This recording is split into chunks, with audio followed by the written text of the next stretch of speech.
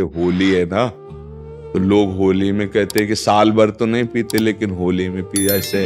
हाँ, तो ये होली पीने के लिए नहीं है, ये उत्साह मंगल है। देखो लोक में होली त्योहार क्यों मनाया जाता है, आप जानते हो क्यों मनाया जाता है? परम भक्तराज प्रहलाद जी का उत्सव है ये। जब हिरण्यकश्यप की बहन होलिका ने देखा कि प्रहलाद जी किसी भी तरह से मर नहीं रहे और मेरा भाई निराश हो रहा है, तो उन्होंने हिरण्यकश्यप से कहा, भैया मैंने अग्नि की साधना करके एक शीतल पट प्राप्त किया है कि घोर अग्नि की ज्वाला में मैं बैठ जाऊंगी, मेरा रोम नहीं झुलसेगा और ये जलकर भस्म हो जाएगा, आपको चिंता नहीं करनी। तो ढेर सारी लकड़ियों का एक पहाड़ बनाया गया और उसमें गुफा जैसे में प्रहलाद जी को लेके बैठ गई। वो अग्नि को सिद्ध की हुई थी, पीत जो वस्त्र था ऐसे ओढ़ ले तो अग्नि छुएगी नहीं और प्रहलाद जी भस्म हो जाएंगे, ऐसा पक्का इरादा। आग लगी तो ताकर दूत अनल जे सिरजा, जरा न सोते कारण गिर जा। भगवान ने ही तो दायिका शक्ति अग्नि को दी है, तो ऐसी हवा चली कि वो संभाल ही नहीं पाई, प्रहलाद जी को पकड़े थी। पीत पट जो था अग्नि पट शीतल, वो प्रहलाद जी के ऊपर आ गया और ज्वाला ऐसी बड़ी कि जलकर भस्म हो गई। होलिका जिसको प्रहलाद जी का बाल बांका ने, सुबह जो कुछ प्रहलाद जी के पक्ष के भक्त थे कुछ दुष्ट भी थे, दोनों देखने के लिए कि देखें अब तो राख ही मिलेगी, तो वहां देखा सब राख था, प्रहलाद जी शांत भाव से नाम कीर्तन कर रहे हैं। तो सबने परिक्रमा की, आज भी की जाती है, होली की पूजा की और तिलक लगाया और वहीं कीर्तन किया। ये कीर्तन का उत्सव, आनंद उत्सव मनाया जाता है भक्त प्रहलाद। तो अब दुष्ट आनंद कैसे मनाएंगे? शराब पी के नाली में। और भक्त कैसे मनाएंगे? गुजिया रबड़ी रसगुल्ला खा करके खूब नाम कीर्तन पद कीर्तन और एक दूसरे को रंग लगाना, गले लगाना। और दुष्ट कैसे लगाते हैं? हाँ, दुष्ट लोग शराब पीते, नाली के और ऐसी गंदी गंदी चीजें नहीं, वो कोयला मुंह में लगा ऐसी होली नहीं खेलनी चाहिए। वो हिरण्यकश्यप के पक्ष के लोग होते हैं। हाँ, प्रहलाद जी के पक्ष के परस्पर लगा के चरण छू के एक दूसरे के घरों में जाते, पद गायन करते, होली के लिए करते। तो हमारी सबसे प्रार्थना है कि गंदी होली मत खेलना, कोई नशा मत करना, शराबाज, खूब अच्छे अच्छे पदार्थ बनाओ, खाओ पियो और एक दूसरे को रंग लगाओ, होली उत्सव मनाओ। लेकिन ऐसे गंदी बात, ऐसे गंदे लोगों का संग कि होली के पर्व पर हम सबसे प्रार्थना करते हैं कि कोई भी व्यसन किसी तरह का ना किया जाए। ये मांगलिक भक्त उत्सव है, भक्तराज प्रहलाद जी के उत्सव में हम ये होली का उत्सव मनाते हैं। इसका रहस्य है भक्तराज प्रहलाद का उत्सव। जैसे हम दीपावली मनाते हैं तो भगवान श्री राम जी विजय प्राप्त करके रावण से अयोध्या में आए, पधारे, तो दीपावली मनी ना, तो हमारे हर त्योहार का भगवान से संबंध है। भारतीय संस्कृति का जो त्योहार है वो भगवान से संबंध रखता है। तो भगवान से संबंधित त्योहार में मैं राक्षसों वाली बातें क्यों करे? ये राक्षसी बातें, शराब पीना, एक दूसरे को मारना पीटना, गाली, किसी भी एक नाम को पुकारा उसका बेड़ा पार हो गया। सब साक्षी हो इसके, हरि कृष्ण राधा, जो नाम चाहो पुकार के देखो अभी एक बार, कोई फर्क पड़ा? कोई फर्क नहीं पड़ा। नाम जपते जपते जपते जपते जब निर्विकार स्थिति हो गई, हृदय द्रवित हो गया, हित सो होए अति दीन, अति दैन्यता में, प्रेम में, आर्त भाव में पुकारा बस हो गया। उसी समय भगवान का हृदय में प्रादुर्भाव। इसी के लिए जन्म जन्म अभ्यास किया जाता है। कई जन्मों से जब भजन होता चला आता है और वासनाएं नष्ट हो जाती हैं, हृदय निर्वासनिक दैन्य प्रीति से भरा हुआ, तब जो नाम निकलता है वो बात अलग होती है। जैसे सियाराम हम भी बोले और सियाराम भरत जी भी बोलते थे, तो जब सियाराम बोलते थे पूरा चित्रकूट विकल हो जाता था, पत्थरों से भी रस द्रवित होने लगता था। हम भी राधा बोलते हैं और हरिवंश महाप्रभु भी राधा बोलते थे, हम भी कृष्ण बोलते हैं, चैतन्य महाप्रभु भी कृष्ण बोलते थे। तो हमारा अभ्यास और स्वाद वो अभी जागतिक है, उनका अभ्यास और स्वाद दोनों भागवतिक है। तो जब हमारा चिंतन भागवतिक भगवदाकार वृत्ति हो जाएगी, आर्त भाव होगा और दैन्य होगा, तो कोई एक नाम उच्चारण करो, उनके सब अनंत नाम है, अनंत नामों में कोई भी एक नाम उच्चारण करो, उसी से भगवत प्राप्ति हो जाएगी। समझे? अगर दैन्य और प्रेम नहीं है, आप कोई भी नाम कहते तो उच्चारण करवाओ किसी भी पापी पुरुष से, तत्काल उसके अंतःकरण की पवित्रता स्थित हो जानी चाहिए, चंचलता शांत हो जानी। कोई भी एक नाम हमें बताओ और किसी भी पुरुष को उच्चारण करवाओ और उसी समय तत्काल उसको पवित्र हो जाना चाहिए, नहीं होगा।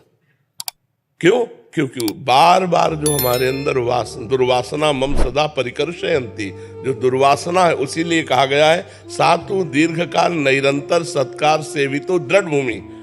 पातंजलि योग में जब दीर्घ काल तक निरंतर आदर सहित नाम जप किया जाए तब वो दृढ़ भूमि हो जाता है। दृढ़ भूमि मतलब रोम रोम उसका पुलकित होकर अश्रु प्रवाह करते हुए फिर राम राम राम, फिर राधा राधा राधा, फिर और गहरा भाव, फिर एकदम तन्मय होकर जब पुकारा राधा, अब काम बन गया। हाँ, अब काम बन गया, पूरे हृदय में डूब करके। तो अभी हमारा चंचल मन है, इंद्रियों के द्वारा विषयानंद है। अब नाम जप कर रहे हैं, साथ में रील चल रही, भूत चिंतन, भविष्य चिंतन, वर्तमान में भोगों की भोगने की इच्छा। देखिए, नाम चल रहा है और साइड में रील चल रही मन की, भूत का चिंतन, भविष्य का चिंतन, वर्तमान में भोगों की भोगने की इच्छा, इसको मिटाना होगा। ये जब रील मिट जाएगी और केवल नाम रह जाएगा तो एक नाम त्रैलोक हितारे, इतनी सामर्थ्य नाम में है। पर वो सामर्थ्य तभी आएगी जब बार बार जप करेंगे, बार अव्यावृत भजनात्, बार बार हम नाम को दोहराते रहें, जपते रहें, तो फिर हमारे हृदय की अज्ञान अविद्या वृत्ति जब नष्ट होगी तब जो नाम होगा वो फिर भगवान को आकर्षित करके प्रकाशित कर लेगा। डॉक्टर प्रहलाद सोनी जी, राम समंत नाथद्वारा से। महाराज जी, आपके चरणों में कोटि कोटि प्रणाम। महाराज जी, शिक्षक के रूप में कार्य करते हुए शिक्षक, प्रशिक्षक, शिक्षा में शोध कार्य इत्यादि का दायित्व निर्वहन करता हूँ। 22 महीनों से प्रत्यक्ष राधा केली को जाकर एवं प्रत्यक्ष रूप से ऐप, यूट्यूब, फेसबुक माध्यम से गुरुदेव आपके वचनों को सुनता हूँ, धारण करने का पूर्णतः प्रयास कर रहा हूँ और साधना में गतिशील भी हुआ हूँ। महाराज जी, जहाँ इष्ट के साथ गुरु का अभेद प्रतिपादन किया है, वहाँ सेवक जी महाराज जी ने गुरु के साथ इष्ट की अभिन्नता प्रतिपादित की है। परिणाम स्वरूप जहां अन्य मार्गों में इष्ट में गुरु का अंतर्भाव हो गया है, वहां शहीद धर्म में इष्ट का अंतर्भाव गुरु में हुआ है। वैसे एक ही बात है, भक्ति, भक्त, भगवंत, गुरु, चतुर नाम बपु एक। भक्ति और भक्त और भगवान और गुरु, ये कहने को चार नाम है, ये एक ही तत्व है। इष्ट ही गुरु रूप में आता है। जो गुरु रूप में आता है, आप बताओ हित हरिवंश महाप्रभु कौन है? हित है ना, हित माने प्रेम, प्रेम ही इष्ट है। तो प्रेम के खिलौना दो खेलत है प्रेम खेल, प्रियालाल प्रेम के ही तो स्वरूप है, श्यामा श्याम प्रेम के ही स्वरूप है, वृंदावन प्रेम का ही स्वरूप है। संपूर्ण जितना वृंदावन नित्य विहार खगमृग पशु पंछी लता वृक्ष जब सब ये प्रेम में है। वही प्रेम अपना परिचय देने के लिए गुरु रूप में अवतार ले रहा है कि नहीं ले रहा है? अब उसी गुरु को जब सेवक जी देख रहे हैं कि मेरे गुरु ही हा हरि है, राधा है, वा वृंदावन है, सा सहचरी है, मेरे हरिवंश महाप्रभु ही वृंदावन है, वृंदावन में विराजमान सहचरियों के मध्य में श्यामा श्याम है। तो अंतर क्या रहा? केवल उसे भेद करके प्रवीणता पूर्वक वर्णन किया जाता है। समस्त संप्रदायों ने इष्ट को गुरु रूप में देखा है। तो आप यहां बताओ, क्या इष्ट नहीं आया गुरु रूप में? आप विचार करो। अब हम इधर से देखते हैं, वर्णन करना शुरू करते हैं कि मेरे गुरुदेव ही आचार्य हरिवंश महाप्रभु है, आचार्य ही प्रिया प्रीतम है, कोई अंतर नहीं। तो कोई अंतर लगा क्या? क्या अंतर? हमको इसको बता दो केवल कि ये अंतर हुआ। अंतर क्या हुआ? जो महान पुरुष अपने गुरुदेव में प्रिया प्रीतम को देख रहे हैं, सिया राम को देख रहे हैं, माना कि साक्षात सिया राम बैठे, तो हम क्या देख रहे हैं? हम भी तो वही देख रहे हैं। तो इधर से देखो या इधर से देखो, बात तो एक ही है ना। केवल श्रेष्ठता प्रतिपादन के लिए इस शब्द को कहा गया। नहीं, मुझे अंतर बताओ। मैं आपको देख रहा हूं कि मेरे प्रिया प्रीतम इस रूप में आए हैं और ये देख रहे हैं कि यही साक्षात प्रिया प्रीतम है। तो अंतर क्या है? एक ही परमात्मा विविध आचार्य गुरु रूपों में अपनी महिमा को बताने के लिए प्रकाशित हुआ है। एक ही परमात्मा। देखो सेवक जी महाराज सिद्धांत वर्णन, आत्मा हरिवंश प्रगट परमानंद श्री हरिवंश प्रमाण मनम। शुद्ध ज्ञान की बात। हरिवंश चंद्र जो कौन है? हमारी आत्मा है। श्री हरिवंश विदित विधि वेदम, श्री हरिवंश जो तत्व भेदम, श्री हरिवंश प्रकाशित जोगम, बिना सिद्धांत के कोई भी बात किसी की भी नहीं मानी जाती। सेवक जी ने कहा हरिवंश क्या है? बोले श्री हरिवंश विदित विधि वेदम। वेद जिसको बता रहे, क्या वेद बता रहे? रसो वैशाह रसम ह्रम लब्ध्वानंदी भवत। वो परमात्मा कैसा है? बोले रस स्वरूप है। तो रसमय हरिवंश परम परमाक्षर वेद प्रमाणित। बोले श्री हरिवंश जो तत्व अभेदम। अभेद तत्व कौन है? ब्रह्म। सर्वम खलमिदम ब्रह्म। तो हरिवंश कौन है? ब्रह्म। देखो, खींच तान करके और अपना कुछ अलग स्थापित करना, वो मेरे स्वभाव में नहीं। जो है वो है, वही सियाराम है, वही राधे श्याम है, वही शिव पार्वती है, वही सब रूपों में है। अलग अलग स्वाद है। यमुना जी एक बेर ही, आपने जुगल घाट में नहाया, बोले हम धन्य हो गए। तो एक ने केसी घाट में नहाया, बोले हम धन्य हो गए। और एक ने विश्राम घाट मथुरा में नहाया, बोले हम धन्य हो गए। लेकिन नहाया सबने तो यमुना जी भाई। तत्व अगर दो हो तो बात हो गई कि आप श्रेष्ठ तत्व। कोई दास भाव से उसी प्रभु को रिझा रहा है, कोई सख्य भाव से, कोई वात्सल्य भाव से, कोई गोपी भाव से, कोई सहचरी भाव से। लेकिन प्रभु कौन है? वही तो है ना। तो श्रेष्ठ क्या हुआ? स्वाद केवल। स्वाद श्रेष्ठ। जो श्रेष्ठता का वर्णन है वो स्वाद वैचित्र से है, तत्व वैचित्र से नहीं। तत्व तो जो एक आचार्य में है वही एक दुष्ट पापी में भी है। हरिवंश महाप्रभु कहते हैं ये क्रूरा अपि पापिनो न च सताम संभास्य दृश्यास्ते सर्वान् वस्तुतया निरीक्ष परम स्वाराध्य बुद्धिर्मम।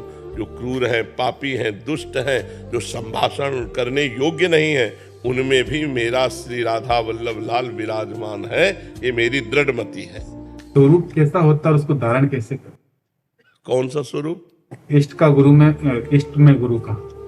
जब तक अपने गुरुदेव के चरणों में ऐसी आसक्ति ना हो जाए कि आपको अपना विस्मरण हो जाए, तब तक तो ऐसा नहीं अनुभव होता। जब अपना विसरी देह तपहि मनु लागा।